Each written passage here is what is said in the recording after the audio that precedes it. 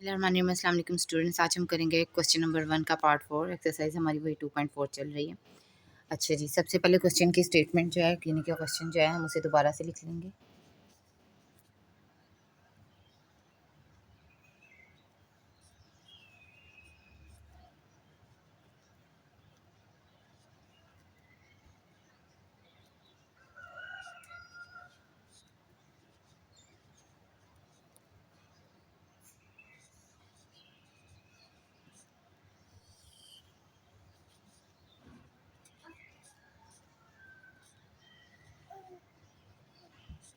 अच्छा, अब हम क्या करेंगे, थोड़ा सा इसे सिंप्लीफिकेशन की तरफ जाएंगे।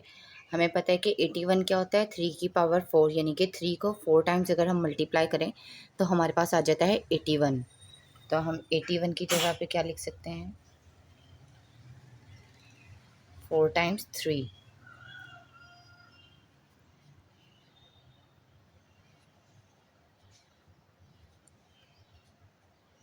इस तरह से। अब 81 की पावर हमारे पास क्या है, n, तो इसका मतलब है बाहर हमारे पास आ जाएगा n।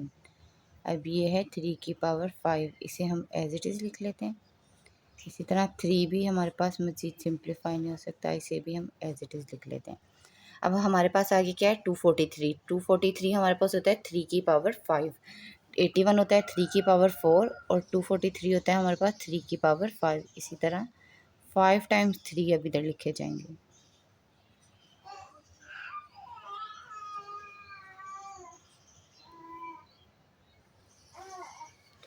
अब नीचे 9 की पावर 2n है, इसे चाहे आप मज़ीद सिंप्लीफाई करना चाहें। 9 हमारे पास होता है 3 और 3, पावर क्या है हमारे पास 2n, बाहर हम लिख देते हैं 2n। इसी तरह ये एज इट इज़ आ गया हमारे पास। अब इसे मैं थोड़ा और सिंप्लीफाई कर देती हूँ। ये इसे मैं लिख देती हूँ 3 की पावर 4,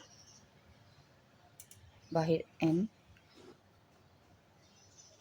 साथ में था 3 की पावर 5, इसी तरह आगे 3 की पावर 4n -1, इसी तरह यहाँ पे 3 की पावर 5।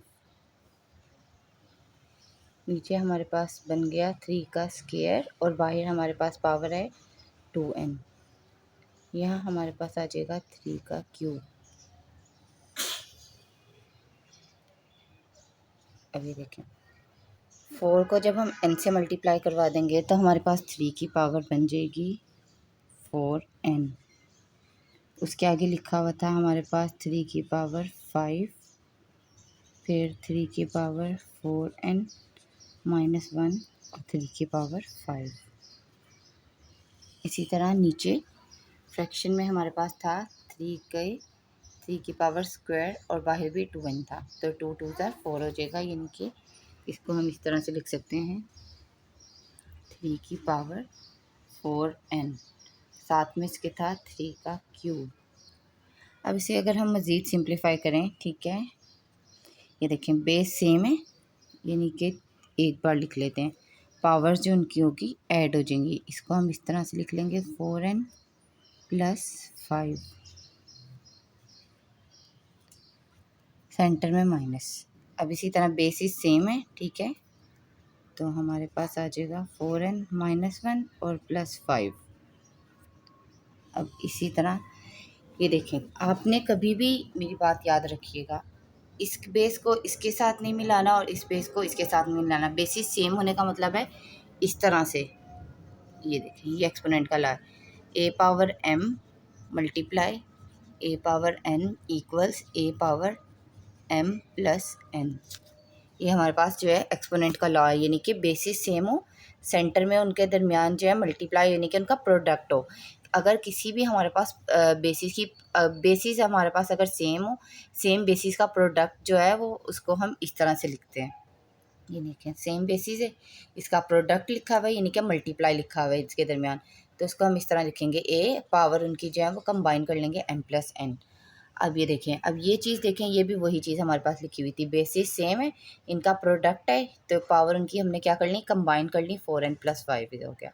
इसी तरह बेसिस सेम है, प्रोडक्ट है उनका 4n -1 और आगे +5। इसी तरह नीचे भी बेसिस सेम है, उनका प्रोडक्ट है, ये सेंटर में डॉट है, इसका मतलब होता है प्रोडक्ट, तो इसकी पावर भी हम क्या करेंगे, कंबाइन कर लेंगे, ये हो जाएगा 4n+3।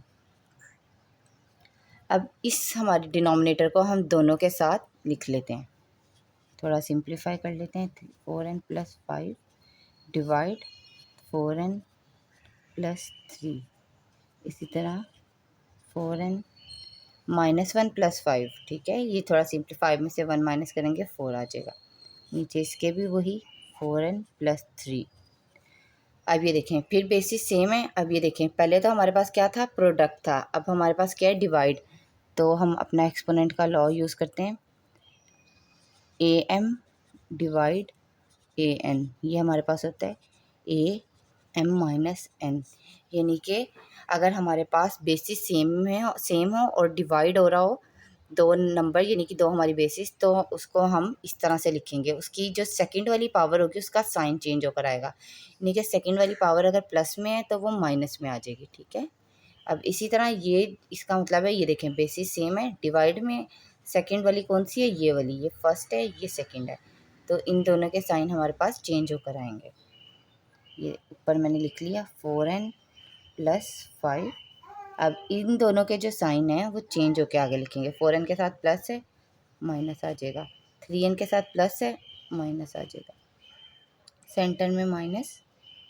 अब इसी तरह इसका भी सेम, 4n के साथ प्लस है, ऊपर जाएगा माइनस, 3 के साथ प्लस है, ऊपर जाएगा माइनस।